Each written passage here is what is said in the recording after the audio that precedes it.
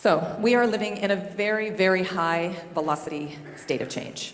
I mean, things are moving so rapidly. It's kind of remarkable. We all know this, right? The news is very noisy. AI, as Tanya said, every day AI is changing. Last week, with the tools we were using are different. And it's requiring us as leaders to really show up very, very differently. So we can no longer be like Kodak and just stay where we were. We have to really think about how can we drive innovation.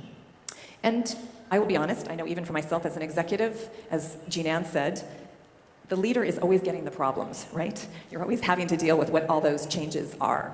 And so for many leaders, in the midst of all this change and all of this high velocity change, we can feel a lot of contraction.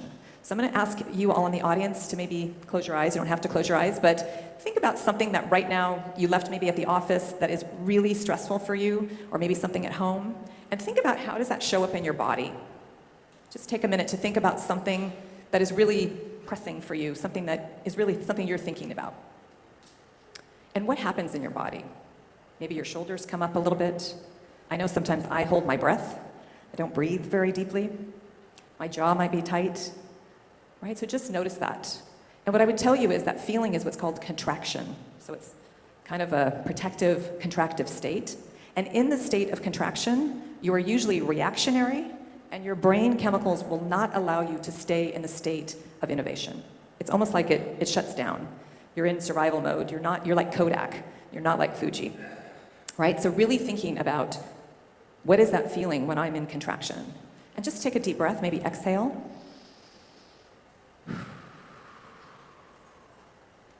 And noticing, just in a simple breath, what might happen for you as a leader. Maybe you notice your shoulders come down. Maybe you're a little more relaxed. And you, as leaders of driving innovation, must be present to how you are feeling, because you are the barometer or the signal in an organization. The more